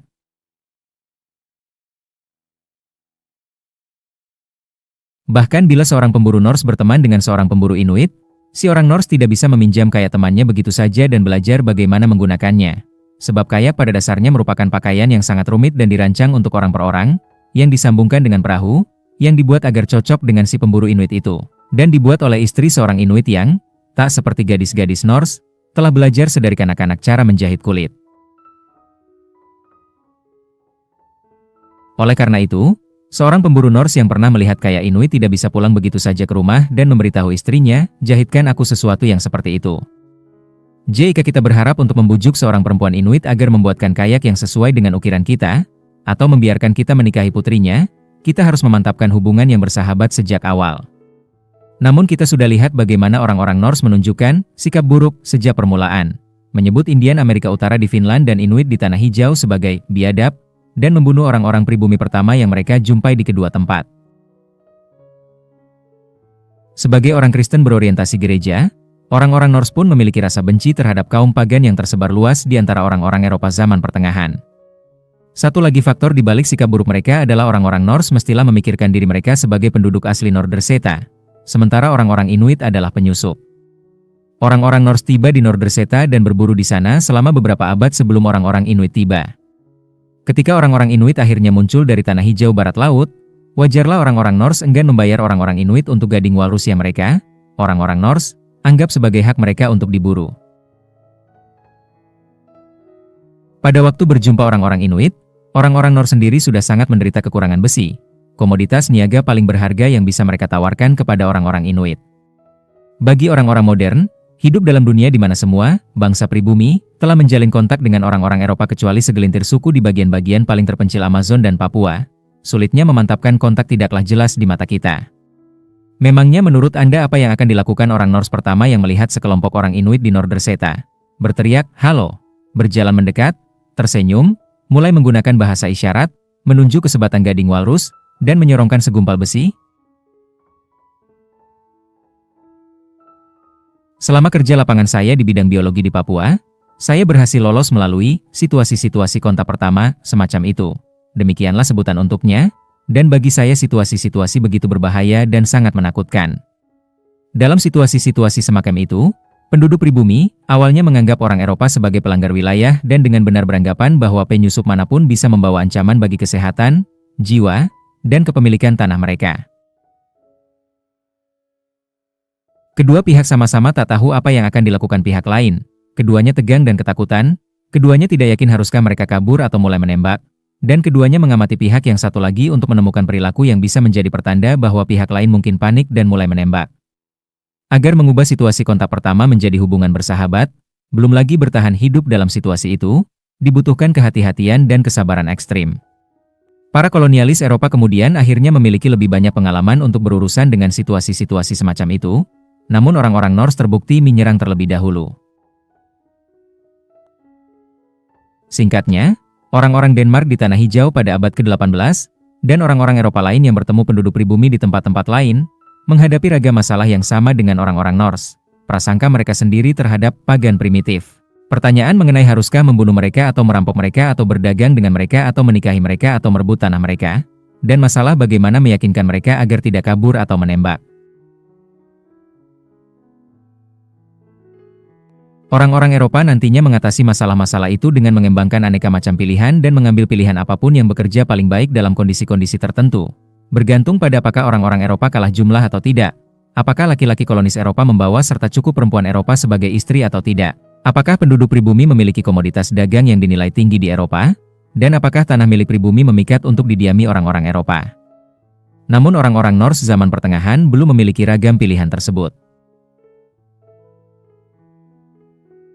Orang-orang Norse yang menolak atau tidak mampu belajar dari orang-orang Inuit, dan tidak memiliki keunggulan militer apapun atas mereka, akhirnya menjadi pihak yang menghilang, bukan orang-orang Inuit. Akhir koloni Norse Tanah Hijau kerap kali dijabarkan sebagai suatu misteri. Memang betul, namun hanya sebagian, sebab kita perlu membedakan alasan-alasan pokok, yakni faktor-faktor jangka panjang yang mendasari kemerosotan lambat masyarakat Norse Tanah Hijau, dan alasan-alasan langsung, yakni pukulan terakhir kepada masyarakat yang telah melemah, membunuh individu-individu terakhir atau memaksa mereka meninggalkan permukiman mereka. Hanya alasan-alasan langsung yang masih misterius sebagian, alasan-alasan pokok sudah jelas. Alasan-alasan pokok itu terdiri atas 5 faktor yang telah kita jabarkan secara terperinci. Dampak orang-orang Norse terhadap lingkungan, perubahan iklim, kemerosotan kontak bersahabat dengan Norwegia, peningkatan kontak bermusuhan dengan orang-orang Inuit, dan pandangan konservatif orang-orang Norse. Singkatnya, orang-orang Norse secara tidak sengaja menghabiskan sumber daya lingkungan yang mereka andalkan, dengan cara menebangi pohon, mengupas tanah berumput, perumputan berlebihan, dan menyebabkan erosi tanah. Sedari awal pendirian permukiman Norse, sumber daya alam Tanah Hijau hanya cukup secara marginal untuk menyokong masyarakat pastoral Eropa dengan ukuran sekecil yang diperlukan untuk bertahan. Namun produksi jerami di Tanah Hijau sangat berfluktuasi dari tahun ke tahun. Oleh karena itu, habisnya sumber daya lingkungan itu mengancam kelestarian masyarakat pada tahun-tahun yang buruk. Kedua, perhitungan iklim dari inti-inti es Tanah Hijau menunjukkan bahwa iklim sudah relatif lembut, yaitu C, lembut sekarang, ketika orang-orang Norse tiba, melewati sejumlah tahun dingin pada 1300-an, dan kemudian pada awal 1400-an jatuh ke dalam periode dingin zaman es kecil yang berlangsung sampai 1800-an. Hal tersebut semakin menurunkan produksi jerami, juga menyumbat jalur-jalur kapal antara Tanah Hijau dan Norwegia dengan es laut. Ketiga, rintangan-rintangan itu terhadap pelayaran hanyalah satu alasan kemerosotan dan nantinya berakhirnya perniagaan dengan Norwegia, yang diandalkan orang-orang Tanah Hijau untuk memperoleh besi, sejumlah kayu bangunan, dan identitas budaya. Sekitar separuh populasi Norwegia mati dalam Maut Hitam, epidemi pes, yang menghantam pada 1349-1350. Norwegia, Swedia, dan Denmark menjadi satu pada 1397 di bawah seorang raja, yang lantas mengabaikan Norwegia sebagai yang paling miskin di antara ketiga provinsinya. Permintaan para pengukir Eropa atas gading walrus, ekspor utama Tanah Hijau, merosot ketika Perang Salib memberi lagi akses kepada Eropa Kristen terhadap gading gajah Asia dan Afrika Timur, yang pengirimannya ke Eropa terputus akibat ditaklukkannya pesisir Laut Tengah oleh orang-orang Arab. Pada 1400-an, ukiran gading jenis apapun, entah itu dari walrus ataupun gajah, tidak lagi disukai di Eropa. Semua perubahan itu menciutkan sumber daya dan motivasi Norwegia untuk mengirimkan kapal ke Tanah Hijau. Bangsa-bangsa lain selain Norse Tanah Hijau pernah juga mendapati ekonomi mereka, atau bahkan kelangsungan mereka, Terancam sewaktu mitra-mitra dagang utama mereka menghadapi masalah. Mereka itu mencakup kami, orang-orang Amerika pengimpor minyak, pada waktu embargo minyak Teluk 1973, para penduduk Pulau Pitcairn dan Henderson ketika Mangareva mengalami penggundulan hutan, dan banyak lainnya. Globalisasi modern pastinya akan memperbanyak contoh-contoh tersebut. Terakhir, tibanya orang-orang Inuit, dan ketidakmampuan atau ketidakmauan orang-orang Norse untuk melakukan perubahan-perubahan drastis, melengkapi 5 faktor pokok di balik tumpasnya koloni Tanah Hijau. Kelima faktor ini berkembang secara bertahap atau beroperasi dalam waktu yang lama.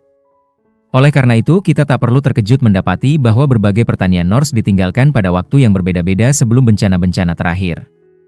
Di lantai satu rumah besar di pertanian terbesar di distrik Vatnaheri Permukiman Timur, ditemukan tengkorak seorang laki-laki berusia 25 tahun dengan pengukuran umur radiokarbon dari sekitar 1275 m. Hal itu menunjukkan bahwa tampaknya keseluruhan distrik Vatnaheri sudah ditinggalkan ketika itu, dan bahwa tengkorak itu milik salah seorang penghuni terakhir. Karena kalau masih ada yang hidup bersama dia, pastilah jenazah laki-laki itu akan dikuburkan, bukan ditinggalkan begitu saja di lantai. Perhitungan umur radiokarbon terakhir dari pertanian-pertanian lembah Korlortok di permukiman timur menunjuk pada sekitar 1300 m. Pertanian di bawah pasir, di permukiman barat ditinggalkan dan terkubur di bawah pasir yang di bawah gletser pada sekitar 1350 m. Dari kedua permukiman Norse, yang pertama lenyap sepenuhnya adalah permukiman barat yang lebih kecil. Permukiman tersebut lebih marginal untuk memelihara ternak dibandingkan permukiman timur, sebab lokasinya yang lebih ke utara berarti musim tumbuh yang lebih pendek, produksi jerami yang jauh lebih sedikit walaupun dalam tahun yang baik, dan karenanya berkemungkinan lebih besar memperoleh terlalu sedikit jerami sebagai pakan hewan untuk musim dingin berikutnya seandainya terjadi musim panas yang dingin atau basah.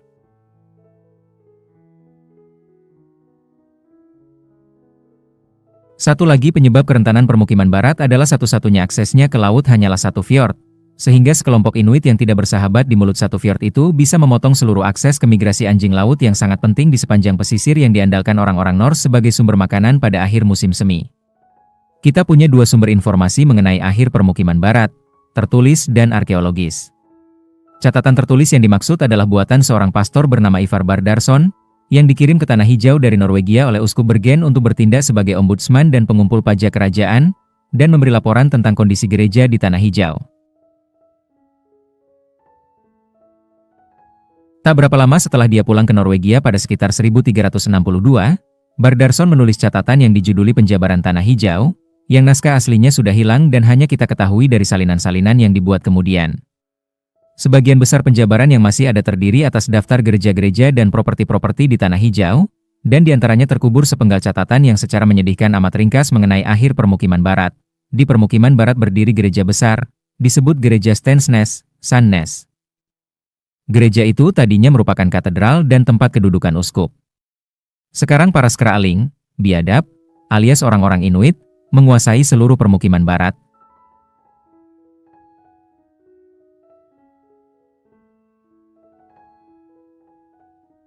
Semua kejadian itu diberitahukan kepada kita oleh orang Tanah Hijau Ivar Bardarsson, yang merupakan penyelia keuskupan di Gardar, Tanah Hijau selama bertahun-tahun, bahwa dia telah menyaksikan semua ini, dan bahwa dia adalah salah seorang yang ditunjuk petugas hukum, pejabat berperingkat tinggi, untuk pergi ke permukiman barat guna memerangi para Skra'ling, agar para Skra'ling terusir dari permukiman barat.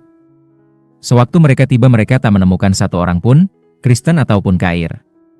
Saking frustrasinya, saya rasanya ingin mengguncang-guncang jenazah Ivar Bardarsson gara-gara segala pertanyaan yang dia tinggalkan tak berjawab. Tahun berapa dia pergi ke sana? Dan bulan apa? Apakah dia menemukan simpanan jerami atau keju yang tersisa? Bagaimana bisa 1000 orang lenyap, sampai ke orang terakhir? Apakah ada tanda-tanda perkelahian, bangunan terbakar, atau jenazah? Namun Bardarsson tidak memberitahukan apa-apa lagi kepada kita. Kita jadinya harus beralih ke temuan-temuan para ahli arkeologi yang menggali lapisan teratas puing-puing di beberapa pertanian permukiman barat, yang ditinggalkan pada bulan-bulan terakhir permukiman itu oleh orang Norse terakhir yang menghuninya. Di reruntuhan pertanian-pertanian itu ada pintu, tiang, kayu atap, perabotan, mangkuk, salib, dan benda-benda kayu lain berukuran besar.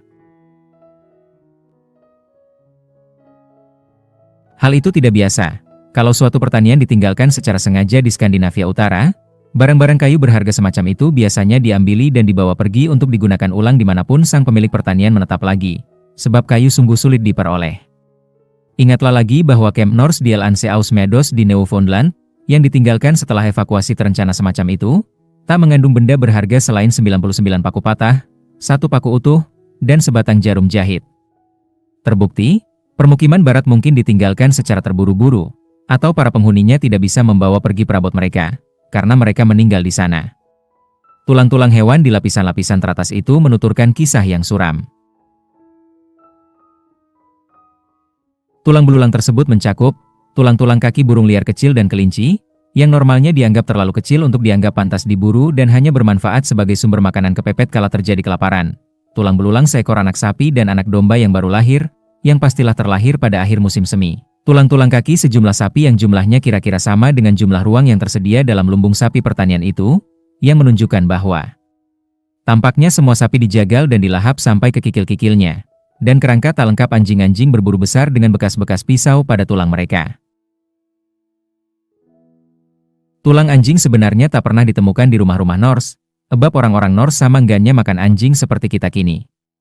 Dengan membunuh anjing-anjing yang mereka andalkan berburu karibu pada musim gugur, dan dengan membunuh ternak yang baru lahir yang dibutuhkan untuk membangun kembali kawanan ternak, para penghuni terakhir sama saja mengatakan mereka terlalu terbelit rasa lapar sampai-sampai tidak peduli soal masa depan. Di lapisan puing yang lebih bawah di rumah-rumah itu, lalat-lalat pemakan bangkai yang berasosiasi dengan kotoran manusia tergolong ke dalam spesies penyuka kehangatan. Namun di lapisan atas hanya ada spesies lalat yang toleran dingin, menunjukkan bahwa para penghuni rumah telah kehabisan tak hanya makanan melainkan juga bahan bakar. Semua rincian arkeologis ini memberitahu kita bahwa para penghuni terakhir pertanian-pertanian permukiman barat itu kelaparan dan membeku sampai mati pada musim semi.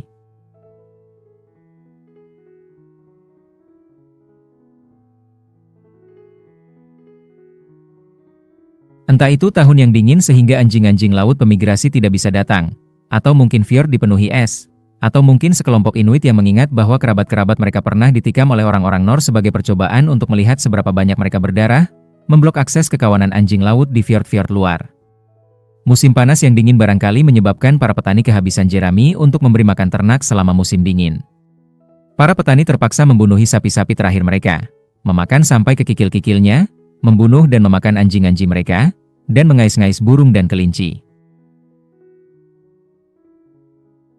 Bila demikian, kita harus bertanya-tanya mengapa para ahli arkeologi tidak sekalian menemukan kerangka-kerangka orang-orang Norse terakhir itu sendiri di rumah-rumah yang runtuh itu. Saya duga bahwa Ivar Bardarsson lupa menyebutkan bahwa kelompoknya dari permukiman timur melakukan bersih-bersih di permukiman barat dan memberikan upacara pemakaman secara Kristen bagi jenazah saudara-saudara mereka. Atau mungkin petugas yang menyalin dan memperpendek karya asli Bardarsson yang sudah hilang, tidak menyertakan catatannya mengenai bersih-bersih itu. Sementara mengenai akhir permukiman timur, pelayaran terakhir menuju Tanah Hijau oleh kapal niaga kerajaan yang dijanjikan oleh Raja Norwegia berlangsung pada 1368. Kapal itu karam tahun berikutnya.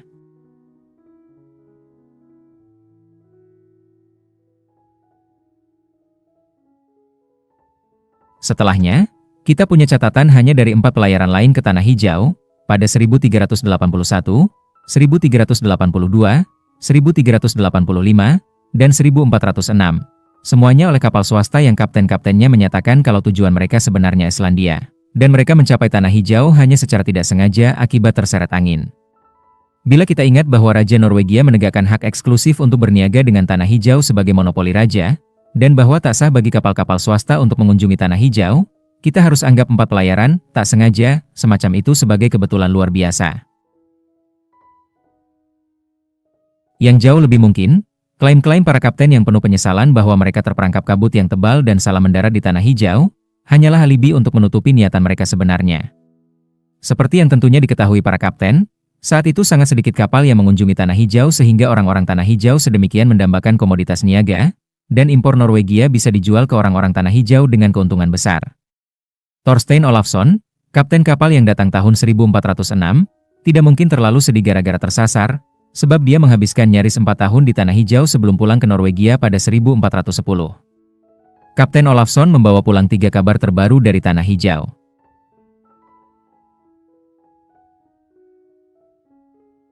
Pertama-tama, Seorang laki-laki bernama Kolgrim dibakar di tiang pada 1407 karena menggunakan sihir untuk memikat seorang perempuan bernama Steinun, putri petugas hukum Raven sekaligus istri Thorgrim Solvason. Kedua, Steinun yang malang lantas jadi gila dan mati. Terakhir, Olafsson sendiri dan seorang gadis setempat bernama Sigrid Björnsdotter menikah di gereja False pada 14 September 1408 dengan Bren Haldorsson, Thor J. Orundarsson, Thorbjorn Bardarsson, dan John Johnson sebagai saksi-saksinya. Setelah pengumuman rencana pernikahan dibacakan bagi pasangan yang berbahagia itu selama 3 hari minggu sebelumnya dan tak ada yang berkeberatan. Catatan-catatan ringkas mengenai hukum bakar, kegilaan, dan pernikahan itu adalah hal-hal yang jamak terjadi di masyarakat Kristen Eropa zaman pertengahan manapun dan tidak menunjukkan tanda-tanda adanya masalah. Itulah catatan-catatan tertulis pasti terakhir kita mengenai Norse Tanah Hijau. Kita tidak tahu dengan tepat kapan permukiman timur lenyap. Antara 1400 dan 1420, iklim di Atlantik Utara menjadi semakin dingin dan berbadai, dan tak lagi ada yang menyebut-nyebut soal lalu lintas kapal ke Tanah Hijau. Hitungan radiokarbon yang menunjukkan tahun 1435 bagi gaun seorang perempuan yang digali dari halaman gereja Herjolfsnes menunjukkan bahwa tampaknya sejumlah orang Norse mungkin bertahan selama beberapa dasawarsa setelah kapal terakhir itu kembali ke Tanah Hijau pada 1410. Namun kita tidak boleh terlalu mengandalkan penanggalan 1435 itu karena adanya ketidakpastian statistik sebesar beberapa puluh tahun yang terkait dengan penentuan tanggal radiokarbon.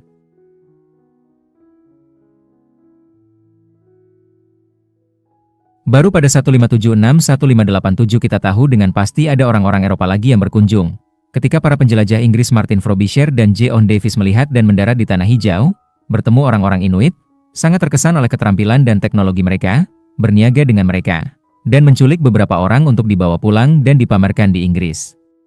Pada 1607, ekspedisi Denmark-Norwegia berangkat dengan tujuan khusus mengunjungi permukiman timur, namun tertipu oleh namanya sehingga menduga permukiman tersebut terletak di pesisir timur Tanah Hijau dan karenanya tak menemukan bukti keberadaan orang-orang Norse.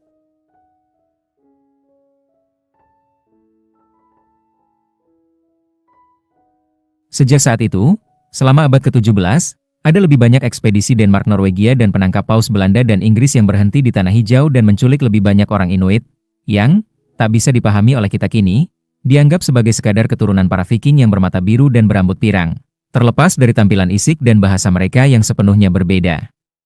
Terakhir, pada 1721 misionaris Lutheran Norwegia Hans Egede berlayar ke Tanah Hijau, dengan keyakinan bahwa orang-orang Inuit yang diculik sebenarnya memang orang-orang Katolik Norse yang diabaikan Eropa sebelum reformasi, kembali menganut paganisme, dan pastilah menginginkan kehadiran seorang misionaris Kristen yang akan membantu mereka masuk Lutheranisme. Dia kebetulan mendarat pertama kali di fjord-fjord permukiman barat, di mana dengan terkejut dia mendapati hanya orang-orang yang jelas Inuit dan bukan Norse, dan yang menunjukkan kepadanya reruntuhan pertanian-pertanian Norse dahulu. EGD, yang masih yakin permukiman timur terletak di pesisir timur Tanah Hijau, mencari-cari ke sana dan tidak menemukan tanda-tanda orang Norse. Pada 1723 orang-orang Inuit menunjukkan kepadanya reruntuhan Norse yang lebih luas, termasuk gereja False, di pesisir barat daya, di situs yang kini kita kenal sebagai permukiman timur. Hal itu memaksa EGD mengakui bahwa koloni Norse memang sudah benar-benar lenyap, dan pencariannya terhadap jawaban dari misteri itu pun dimulai. Dari orang-orang Inuit, EGD mengumpulkan kenangan-kenangan yang diteruskan secara lisan mengenai periode pertarungan dan hubungan persahabatan yang silih berganti dengan populasi Norse dahulu, dan dia bertanya-tanya apakah orang-orang Norse tumpas dihabisi orang-orang Inuit. Sejak saat itu, bergenerasi-generasi pengunjung dan ahli arkeologi telah mencoba menemukan jawabannya. Mari kita perjelas dulu apa yang terlibat dalam misteri ini. Penyebab-penyebab pokok kemerosotan Norse tidak diragukan lagi, dan penyelidikan-penyelidikan arkeologis terhadap lapisan-lapisan atas di permukiman barat memberitahukan sesuatu kepada kita mengenai sebab-sebab langsung keruntuhan pada tahun terakhir di sana. Namun kita tidak punya informasi mengenai apa yang terjadi pada tahun terakhir di permukiman timur, sebab lapisan-lapisan atasnya belum lagi diselidiki. Karena telah bercerita sampai sini, saya tak bisa menahan diri untuk menyusun akhirnya dengan sejumlah spekulasi. Bagi saya, tampaknya keruntuhan permukiman timur pastilah terjadi mendadak, bukan bertahap, seperti keruntuhan mendadak Uni Soviet dan permukiman barat. Masyarakat Norse Tanah Hijau adalah seperangkat kartu yang ditegakkan dengan hati-hati, yang kemampuannya untuk tetap bertahan pada dasarnya bergantung kepada kewenangan gereja dan para datu.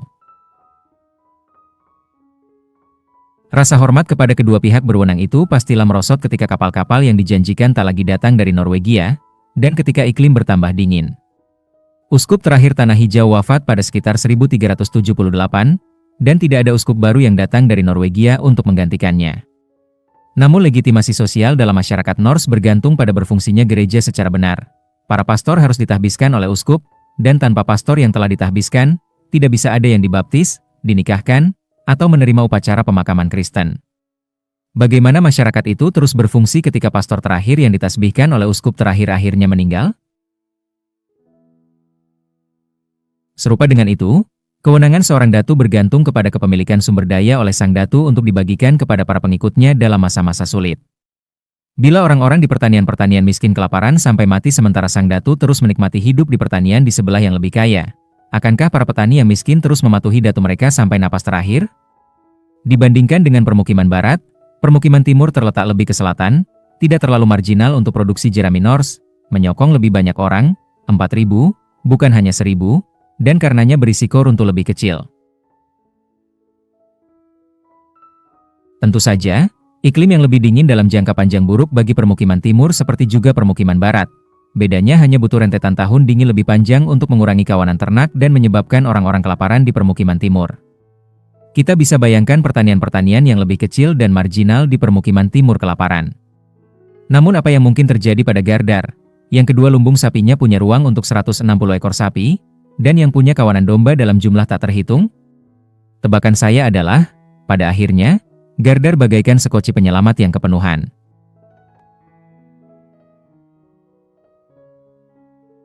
Ketika produksi jerami merosot dan semua ternak sudah mati atau habis dimakan di pertanian-pertanian permukiman timur yang lebih miskin, para penghuninya pastilah berusaha mendatangi pertanian-pertanian terbaik yang masih punya ternak.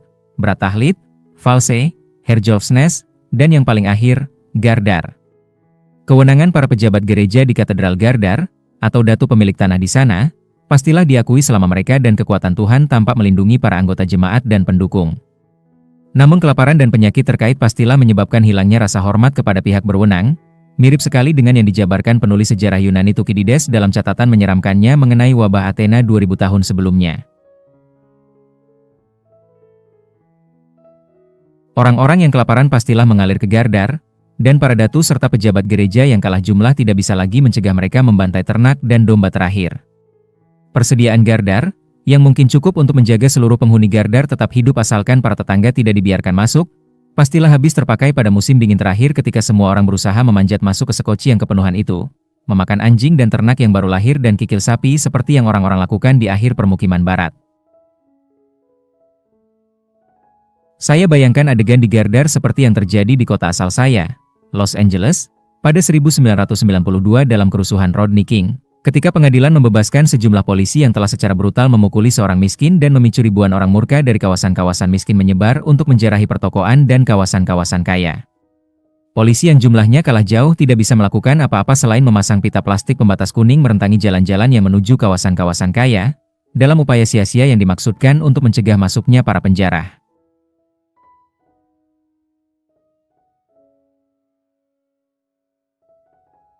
Kita semakin sering melihat fenomena serupa pada skala global saat ini, seiring mengalirnya imigran ilegal dari negara-negara miskin ke sekoci-sekoci kepenuhan yang direpresentasikan oleh negara-negara kaya, dan ketika kontrol perbatasan kita terbukti sama tidak mampunya menghentikan aliran masuk itu seperti para datu Gardar dan pita kuning Los Angeles.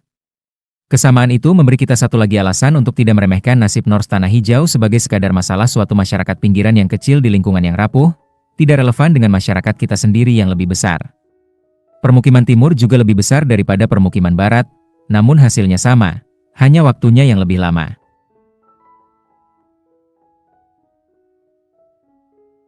Apakah orang-orang Norse Tanah Hijau sudah ditakdirkan celaka sedari awal, mencoba menjalankan gaya hidup yang tidak mungkin berhasil, sehingga hanya masalah waktu sebelum mereka mati kelaparan? Apakah mereka berada pada kerugian tak tertolong dibandingkan dengan semua bangsa pemburu pengumpul asli Amerika yang telah mendiami Tanah Hijau secara putus sambung selama ribuan tahun sebelum orang-orang Norse tiba? Menurut saya tidak demikian. Ingatlah bahwa, sebelum orang-orang Inuit, setidaknya ada 4 gelombang terdahulu para pemburu pengumpul asli Amerika yang tiba di Tanah Hijau dari Arktika Kanada, dan silih berganti tumpas.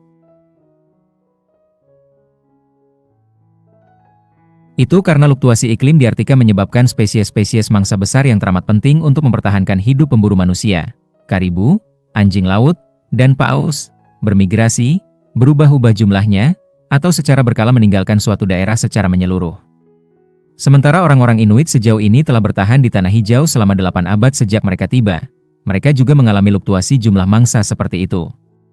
Para ahli arkeologi telah menemukan banyak rumah Inuit, tersegel bagaikan kapsul waktu, yang berisikan jenazah keluarga-keluarga Inuit yang kelaparan sampai mati dalam rumah itu selama musim dingin yang keras. Pada masa kolonial Denmark, sering terjadi seorang Inuit terseok-seok memasuki permukiman Denmark, mengatakan bahwa ialah orang terakhir yang masih hidup dari suatu permukiman Inuit yang semua anggota lainnya telah mati kelaparan. Dibandingkan dengan orang-orang Inuit dan semua masyarakat pemburu pengumpul sebelumnya di Tanah Hijau, orang-orang Norse menikmati keunggulan besar berupa sumber makanan tambahan, ternak. Sebagai akibatnya, satu-satunya pemanfaatan produktivitas biologis komunitas tumbuhan darat Tanah Hijau oleh orang-orang pribumi Amerika adalah berburu karibu, ditambah terwelu, sebagai makanan tambahan, yang memakan tumbuhan. Orang-orang Norse juga memakan karibu dan terwelu, namun sebagai tambahan mereka membiarkan sapi, domba, dan kambing mereka untuk mengubah tumbuh-tumbuhan yang mereka makan menjadi susu dan daging. Dari segi itu, orang-orang Norse berpotensi memiliki makanan yang jauh lebih beraneka, dan kesempatan bertahan yang lebih baik, daripada para penghuni Tanah Hijau lain manapun sebelumnya. Andaikan saja orang-orang Norse, selain mengonsumsi banyak makanan dari alam yang dimanfaatkan masyarakat-masyarakat asli Amerika di Tanah Hijau, terutama karibu, anjing laut pemigrasi, dan anjing laut pelabuhan, juga memanfaatkan makanan-makanan lain dari alam yang dimanfaatkan penduduk asli Amerika tapi tidak dimanfaatkan orang-orang Norse, terutama ikan, anjing laut, dan paus selain paus yang terdampar. Mungkin orang-orang Norse bisa bertahan. Mereka sendiri yang memutuskan untuk tidak memburu anjing laut bercincin, ikan, dan paus yang pastilah mereka pernah saksikan diburu oleh orang-orang Inuit. Orang-orang Norse kelaparan meski ada sumber daya makanan berlimpah yang belum dimanfaatkan. Mengapa mereka tidak membuat keputusan itu, yang dari perspektif kita yang menilik ke belakang tampaknya merupakan tindakan bunuh diri? Sebenarnya, dari perspektif pengamatan, nilai, dan pengalaman sebelumnya milik mereka sendiri, pengambilan keputusan Norse tidak lebih buruk daripada pengambilan keputusan kita masa kini. 4 perangkat pertimbangan mencirikan pandangan mereka. Pertama-tama, sulit bertahan hidup di lingkungan Tanah Hijau yang berfluktuasi, bahkan bagi ahli ekologi dan ahli agrikultura modern. Orang-orang Norse memperoleh keuntungan atau kesialan karena tiba di Tanah Hijau pada masa ketika iklimnya relatif lembut. Oleh karena belum pernah hidup di sana selama 1000 tahun sebelumnya, mereka belum pernah mengalami serangkaian siklus dingin dan hangat, dan tidak mungkin meramalkan kesulitan-kesulitan yang nantinya menimpa dalam mempertahankan ternak ketika iklim Tanah Hijau memasuki siklus dingin. Setelah orang-orang Denmark abad ke-20 mengintroduksi kembali domba dan sapi ke Tanah Hijau, mereka pun lantas membuat kesalahan-kesalahan, menyebabkan erosi tanah dengan memelihara terlalu banyak domba, dan dengan cepat berhenti memelihara sapi. Tanah Hijau modern tidak bersuasembada, melainkan sangat bergantung kepada bantuan asing dari Denmark dan pembayaran lisensi menangkap ikan dari Uni Eropa. Dengan demikian, bahkan menurut standar masa kini, pencapaian orang-orang Norse zaman pertengahan dalam mengembangkan campuran kompleks aktivitas yang memungkinkan mereka mencukupi kebutuhan makan mereka selama 450 tahun, sesungguhnya mengesankan dan sama sekali bukan tindakan bunuh diri. Kedua, orang-orang Norse tidak memasuki Tanah Hijau dengan benak yang sepenuhnya kosong, terbuka untuk mempertimbangkan solusi apapun terhadap berbagai permasalahan Tanah Hijau. Namun seperti semua bangsa pengoloni dalam sejarah, mereka tiba dengan pengetahuan, nilai-nilai budaya, dan gaya hidup pilihan sendiri, berdasarkan bergenerasi-generasi pengalaman Norse di Norwegia dan Islandia. Mereka menganggap diri sendiri peternak hewan perah, orang Kristen, orang Eropa, dan terutama orang Norse. Orang-orang Norwegia pendahulu mereka telah berhasil menjalankan peternakan hewan perah selama 3000 tahun. Bahasa, agama, dan kebudayaan yang sama mengikat mereka kepada Norwegia, seperti juga kesamaan-kesamaan sifat itu mengikat orang-orang Amerika dan Australia kepada Britania selama berabad-abad. Semua uskup Tanah Hijau adalah orang Norwegia yang dikirim ke Tanah Hijau, bukan orang Norse yang bertumbuh besar di Tanah Hijau. Tanpa kesamaan nilai dengan Norwegia, orang-orang Norse tidak mungkin bekerja sama agar lestari di Tanah Hijau.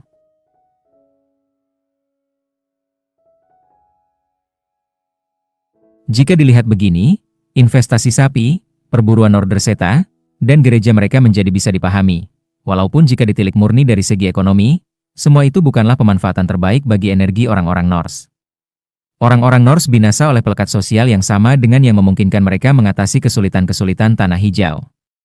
Hal semacam itu ternyata merupakan tema umum sepanjang sejarah dan juga di dunia modern, seperti yang sudah kita lihat dalam kaitannya dengan Montana.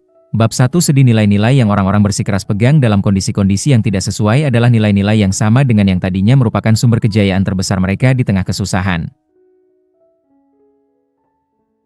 Kita akan kembali ke dilema ini dalam bab 14 dan 16, ketika kita membahas masyarakat-masyarakat yang berhasil menemukan nilai-nilai inti mana yang bisa mereka pertahankan. Ketiga, orang-orang Norse, seperti orang-orang Kristen Eropa zaman pertengahan, membenci bangsa-bangsa pagan non-Eropa dan tak punya pengalaman mengenai cara terbaik berurusan dengan mereka. Baru setelah zaman penjelajahan, yang diawali oleh pelayaran Columbus pada 1492, orang-orang Eropa mempelajari cara-cara Machiavellian untuk mengeksploitasi bangsa-bangsa pribumi demi keuntungan sendiri, sambil terus membenci mereka. Oleh karena itulah orang-orang Norse menolak belajar dari orang-orang Inuit dan barangkali berperilaku sedemikian rupa sehingga membuat orang Inuit pasti menunjukkan sikap bermusuhan. Banyak kelompok orang-orang Eropa nantinya diartikan binasa secara serupa akibat mengabaikan atau memusuhi orang-orang Inuit. Yang paling terkemuka adalah ke-138 orang Britania yang merupakan anggota ekspedisi Franklin 1845 yang didanai dengan baik. Semuanya tewas sewaktu mencoba menyeberangi daerah-daerah Arktika Kanada yang dihuni oleh orang-orang Inuit. Para penjelajah dan pemukim Eropa yang paling berhasil di Arktika adalah yang paling banyak menerapkan cara-cara Inuit, seperti Robert Peary dan Roald Amundsen. Terakhir, kekuasaan di antara Norse Tanah Hijau terpusat di puncak, di tangan para datu dan pemuka agama. Mereka memiliki sebagian besar tanah, termasuk semua pertanian terbaik, memiliki perahu, dan mengontrol perniagaan dengan Eropa. Mereka memilih menggunakan sebagian besar perniagaan itu untuk mengimpor barang-barang yang meningkatkan gengsi mereka. Barang-barang mewah untuk rumah tangga termakmur, jubah dan perhiasan untuk pemuka agama, serta lonceng dan kaca berwarna untuk gereja. Perahu-perahu mereka yang sedikit itu dialokasikan antara lain untuk perburuan Norderseta, guna memperoleh barang ekspor mewah, misalnya gading dan kulit beruang kutub, untuk membayar barang-barang impor itu. Para datu punya dua motif memelihara kawanan besar domba yang bisa merusak tanah karena perumputan berlebihan. Wool adalah ekspor utama lain tanah hijau untuk membayar impor, dan para petani mandiri di lahan yang dirumputi berlebihan lebih mungkin dipaksa menjadi petani sewa, dan karenanya menjadi pengikut sang datu dalam persaingannya melawan datu-datu lain. Ada banyak inovasi yang mungkin bisa memperbaiki kondisi material orang-orang Norse, misalnya mengimpor lebih banyak besi dan lebih sedikit barang mewah, mengalokasikan lebih banyak waktu bagi perahu-perahu untuk berlayar ke Markland guna memperoleh besi dan kayu bangunan, serta meniru dari para Inuit, atau mengembangkan perahu-perahu jenis berbeda dan teknik-teknik berburu berbeda. Namun inovasi-inovasi itu bisa mengancam kekuasaan, gengsi, dan kepentingan sempit para datu. Dalam masyarakat Norse Tanah Hijau yang dikontrol ketat dan saling ketergantungan, para datu berada dalam posisi untuk mencegah yang lain mencoba-coba inovasi semacam itu. Dengan demikian, struktur masyarakat Norse menciptakan konflik antara kepentingan jangka pendek para pemegang kekuasaan dan kepentingan jangka panjang masyarakat sebagai keseluruhan. Banyak hal yang dihargai tinggi oleh para datu dan pemuka agama terbukti akhirnya membahayakan masyarakat. Namun nilai-nilai masyarakatlah yang berada di akar kekuatannya maupun kelemahannya. Orang-orang Norse Tanah Hijau toh berhasil menciptakan sebentuk unik masyarakat Eropa, dan bertahan selama 450 tahun sebagai pos luar Eropa yang paling terpencil. Kami orang-orang Amerika modern tak boleh buru-buru mencap mereka sebagai kegagalan, ketika masyarakat mereka bertahan di Tanah Hijau untuk waktu yang lebih lama daripada masyarakat berbahasa Inggris kami telah bertahan sejauh ini di Amerika Utara. Tapi, pada akhirnya, para datu Tanah Hijau mendapati diri mereka tidak berpengikut. Hak terakhir yang mereka peroleh untuk diri sendiri adalah hak menjadi yang terakhir kelaparan.